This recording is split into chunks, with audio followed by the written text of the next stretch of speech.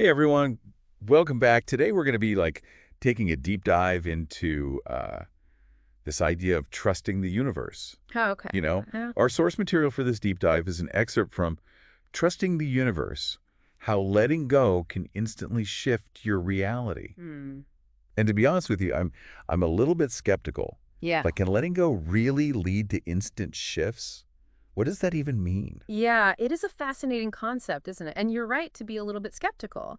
Um, the idea of trusting the universe can feel really abstract. Yeah. But what if instead of some magical overnight transformation, we thought of it as more like aligning yourself with a universal flow, Okay. like a surfer riding a wave That's instead of, fighting against the current. Okay, I like that analogy. I'm Yeah. starting to see where you're going with this, but Yeah. the excerpt also talks a lot about letting go. Right. Was that just a fancy way of saying think positive? Right. Or is there something deeper there? It's definitely more than just positive thinking. Hmm. What the source is arguing is that by holding on to negativity, whether it's past hurts, limiting beliefs, or that need we all have to control everything, it actually creates a blockage, Okay. like a garden choked with weeds. Okay. You can't expect anything new to flourish until you clear out the old. Hmm. Letting go creates the space for something better to take root. Okay, so it's about recognizing those weeds, like you said, and choosing to let them go. Yeah. That makes sense in theory, Right. but how do we actually do that? It's not like we can just flip a switch Right. and suddenly be free of all that baggage. Yeah, you're absolutely right. It's a process. Yeah. And that's where the source material gets really interesting. It lays out 4 practical steps to actually shifting your reality by trusting the universe. Okay. And these steps combine like doing some inner work, but also taking action in the world around you, making it a much more tangible approach. Okay, I'm intrigued. Walk me through these steps. What's the first one? So the first step is to acknowledge a greater presence. Okay. It's about starting each day with the intention to connect with something bigger than yourself, Hmm. whether you call it the universe or a higher power or simply just the flow of life. So it's like setting an intention, like planting that seed for the day. Exactly. Yeah, it's a way to kind of shift your mindset from fear and scarcity to one of trust and abundance, Okay. recognizing that you're not alone in this journey. I like that. Yeah. It That's- seems like a small shift, but it could make a big difference. Yeah. Okay, what's step 2? Step 2 is to release what no longer serves you. Hmm. And this is where the real work begins. It's about identifying and releasing those negative thoughts, those past hurts, and limiting beliefs that are holding you back. This is where I start to get a little lost. Mhm. How do you actually release those things? You can't just forget about them Right. or pretend they never happened. You're right. It's not about forgetting. It's Yeah. about transforming your relationship to them. The source actually suggests using visualization techniques. Like imagine those burdens as dark clouds, Okay. and as you exhale, just see them drifting away, Okay. making space for light and clarity. Okay, I can see how that can be powerful. It's almost like you're giving yourself permission to let go of those burdens. Exactly. It's recognizing that you don't have to carry them anymore. They've served their purpose. Maybe they've even taught you something valuable, Yeah. but they're no longer needed. Okay. You can choose to release them and move forward lighter and freer. I'm starting to see how these steps build on each other. Yeah. So we set the intention, we release what's holding us back. What's next? So step 3 is where we start to actively engage with this idea of a universal flow. Okay. It's called engage in daily dialogue with the universe. That sounds a little out there. Yeah. Are we talking about seances and Ouija boards here? Not quite. Think of it more as how you would nurture any important relationship. The more you communicate, the stronger that connection becomes. Right. And so this could be through prayer, meditation, journaling, or even just talking out loud, whatever helps you to feel connected to that larger presence. So it's about staying open to guidance, trusting that the universe is communicating with us in those subtle ways. Yes. It's about tuning in to those intuitive nudges and synchronicities that the universe is always sending our way. Okay. We just have to be open and receptive enough to notice them. Okay, so we set the intention, we release what's holding us back, we open those communication channels. What's the final step? The final step is to embrace the shift. And this is about paying attention to the changes, big or small, that start to unfold as you put these first 3 steps into practice. We're not just passively waiting for the universe to work its magic. We're actively looking for those signs that things are shifting. Exactly. Yeah. It's about recognizing those aha moments, those unexpected opportunities that seem to come out of nowhere, Hmm. and acknowledging the universe's hand in those events, even if we don't fully understand how it all happened. So are we supposed to believe that every little coincidence is a sign from the universe? Right. Or is it possible that some things just happen randomly? Of course, not every little thing is a cosmic sign. But when you start to shift your perspective and open yourself up to the possibility of a greater force at work, you might be surprised by how often those random events align with your deepest desires or needs. Okay, I see your point. But if we're being honest, this all still sounds a bit too good to be true. Right. How do we know these steps actually work? Where's the proof? Well, that's where the personal stories come in. Okay. You know, the author of our source material actually starts by sharing their own experience of being skeptical. Okay. And they talk about the fear and resistance they felt at first, which I think a lot of us can relate to. Yeah. But after consistently practicing these steps, Hold that thought. We'll dive into those personal stories and what they might reveal about the power of trusting the universe right after a quick break. Stay with us. All right, we're back. And before the break, you were about to tell us about the author's personal experiences with trusting the universe. yeah, Like, did they actually see any real shifts in their life? they did. And this is where it gets, I think, really compelling. Okay. So initially, the author was uh, deeply skeptical, even fearful Okay. of letting go of control, Yeah. you know? It's a common feeling. Yeah. So many of us are taught to, hustle and make things happen through sheer willpower Right. and surrendering to a higher power Yeah. that can feel really vulnerable. Absolutely. You've got to be pretty brave Yeah. to even entertain the idea that there's a force bigger than yourself guiding things. Yeah. So what happened when the author actually started practicing those 4 steps we talked about? Well, they didn't manifest a winning lottery ticket or anything like that. But what they did experience was a series of smaller yet significant synchronicities. Okay. Things like running into the right person at just the right moment, Okay. or discovering a book that offered exactly the guidance they were seeking, or receiving unexpected support when they needed it most.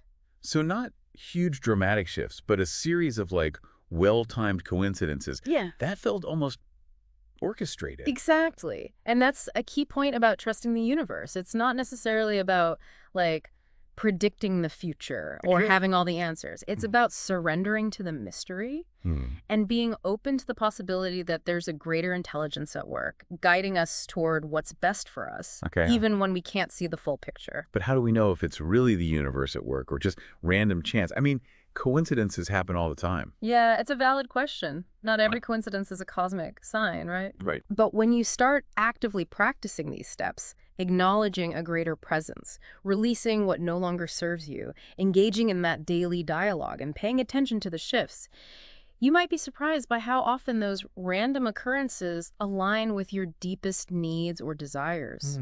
It's as if the universe is responding to your trust with, a series of winks and nudges. So trusting the universe is about more than just hoping for the best. It's about cultivating this deep inner knowing that you're supported and guided even when life gets tough. You've hit the nail on the head. It's about having faith, Oh. not just in some external force, but in the inherent goodness of life itself. Mhm. And that faith, that trust, is what allows us to let go of the need to control everything, Oh. to surrender to the flow of life, knowing that even in the midst of challenges, there's a greater force working in our favor. That's a beautiful thought, but I can imagine it's also a difficult one to grasp, Yeah. especially for people who have been through, difficult experiences. It's natural to question, to doubt, to wonder if the universe really has our backs when things have been tough. Absolutely. And that's why the author encourages readers to reflect on their own lives, Yeah. Think back to those times when letting go of a situation, however scary it seemed at the time, Yeah. actually led to a more positive outcome. Well, It's about looking for evidence of the universe's support in your own life. Those moments when you can say, wow, I never could have planned that. That was definitely the universe at work. so it's about looking for those times when surrender, rather than resistance, opened up new possibilities Yes. that you could never have imagined. Almost like those pinch me moments. Exactly. And often those seemingly random events, those lucky breaks, Yeah. they're actually synchronicities, signs that we're on the right path, Okay. being guided towards what's best for us. Okay. Recognizing those synchronicities, acknowledging those moments of grace, Yeah. can be incredibly empowering. Okay. It strengthens our faith, deepens our trust, and reminds us that we're not alone in this journey. I can see how that would shift your perspective from one of fear and scarcity Yeah. to one of abundance and possibility. But this begs the question, what does it actually look like to trust the universe when you're in the middle of a challenge? Right. When you're stressed, scared, or just plain overwhelmed? That's the real test, isn't it? And it's where those 4 steps we discussed Yeah. become even more crucial. Okay. They're not just a one-time exercise, but ongoing practices we can weave into our daily lives. So it's about building those trust muscles over time, Yeah, just like any other skill. you got it. Okay? And remember, trusting the universe doesn't mean we'll never experience challenges Right. or difficulties. Of course. In fact, it's often through those challenges that we grow the most Yeah. and learn the most valuable lessons. So instead of viewing challenges as setbacks, we can try to see them as opportunities for growth and for deepening our trust in the universe's plan, even if we don't fully understand it in the moment. Precisely. And in those difficult moments, practicing gratitude can make a world of difference. Okay. Even when things are tough, there's always something to be grateful for. The support of loved ones, a moment of unexpected beauty, even just the fact that we're still here, Yeah. breathing and capable of experiencing joy. It's like training our brains to focus on the good, Yeah. even when it's hard to see. Hmm. But you mentioned that trusting the universe isn't a passive process. Right. What did you mean by that? Well, it's not just about sitting back and waiting for things to happen. I- It's about taking inspired action. Mm. Following those intuitive nudges, and being willing to step outside of our comfort zones, Okay. knowing that we're being guided every step of the way. So we're still active participants in our lives. Yes, But we're doing it with a sense of trust and surrender. It sounds like a delicate balance. it is. But isn't that the beauty of it? Yeah. Embracing the unknown, the mystery, the adventure of life. Trusting that even when we can't see the full picture, the universe is orchestrating things in a way that serves our highest good. That's such a powerful thought. Yeah. And I think it leads us to a really important question. Okay. How do we put all of this into practice in our daily lives? What are some tangible things we can do to strengthen our trust in the universe, even when we're feeling doubtful, scared, or overwhelmed? That's a great question, and one we should explore further. Let's take a moment to gather our thoughts, and we'll delve into that right after a quick break. We're back, and I'm really curious to hear more about how we can actually put this idea of trusting the universe into practice. Yeah. Especially when, life feels chaotic. Right. We've talked about the theory, the Yeah. steps, even some personal anecdotes. Mm-hmm. But what about those day-to-day moments when doubt creeps in? It's in those moments, that those 4 steps that we've been discussing, acknowledging a greater presence, releasing what no longer serves us, engaging in that daily dialogue, and embracing the shift. Those become less about, abstract concepts Yeah. and more about essential tools. Like, think of them as anchors for your trust. Ah. Practices you can return to again and again to strengthen that connection Yeah. to something bigger than yourself. So it's like building a mental muscle. Exactly. The more we exercise our trust, the stronger it becomes. Precisely. And just like any workout routine, consistency is key. Okay. Start by incorporating small practices into your daily life. Okay, like what? Like meditation, even for a few minutes each day, can be really powerful Okay. for calming the mental chatter and creating space for that inner wisdom to kind of emerge. It's like creating a sanctuary for yourself. Yeah. A space where you can reconnect with your inner compass, remember that you are not alone. Hmm. What are some other practices that can help? Journaling's another great tool. Okay. It allows you to kind of process your thoughts and emotions. To release what's weighing on you Yeah. and gain clarity on what you truly desire. Okay. Spending time in nature can also be profoundly grounding and connecting. Yeah, there's something about being surrounded by nature that puts things in perspective. Right. It reminds you that you're part of something much bigger than yourself. Absolutely. Yeah. And all of these practices, meditation, journaling, spending time in nature, they're not just about feeling good in the moment, right? Right. They're about cultivating a deeper sense of awareness and inner knowing that you are supported, Okay. guided, and loved, even when it doesn't feel like it. It sounds like it's about shifting your perspective from that I have to do everything myself Right. to I'm part of something bigger and I can allow myself to be supported. Exactly. And that's a crucial shift because it allows you to approach challenges with more grace and ease. Okay.